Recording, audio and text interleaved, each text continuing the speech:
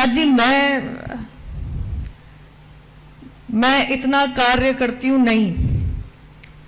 ये धर्म इकलौता मेरा नहीं है, ये सब हम सभी का है, और इसकी रक्षा केवल मैं करूं, ये उद्देश्य भी मेरे हिसाब से इस लायक शायद मुझे भगवान ने समझा भी नहीं है।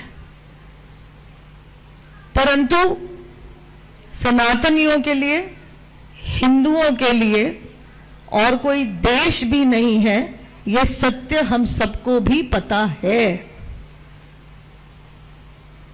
जब ऊंचे पदों पे बैठे लोग कह देते हैं हिंदू हिंसक हैं, ऊंचे पदों पे बैठ के लोग कह देते हैं कि हिंदू सनातनियों का नरसंहार कर दो, दो बात कहूंगी। जो मैंने देखा है पिछले 2 साल में, सनातनियों का नरसंहार करने की कोशिश की गई, क्योंकि शायद व्हाट्सएप पे, फेसबुक पे कुछ लिख दिया और कुछ ऐसा उल्टा सीधा नहीं लिखा।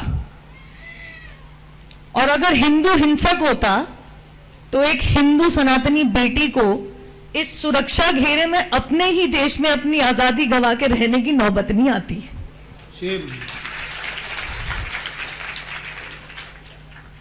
यहां पे आप लोग भागवत कथा सुनने आते हैं, यहां इस माहौल में मैं और कुछ नहीं कहूंगी, परंतु इतना जरूर कहूंगी कि एकत्रित हो जाइए। महाराज जी बिल्कुल सही कह रहे हैं, किसी और घर की बेटी तो दूर की बात है, किसी और घर के किसी सदस्य को भी वो ना देखना पड़े जो मैंने देख लिया।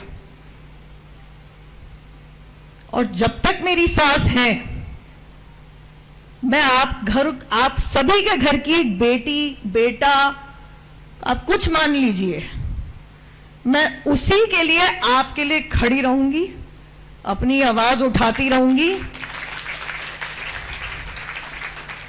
तुम कहो तो वाह वाह, मैं सत्य भी कह दूं तो सर तन से जुदा, ये मेरे देश में नहीं चलेगा। मेरा देश भारतीय संविधान से चलेगा, किसी मजहबी कानून या शरिया से नहीं।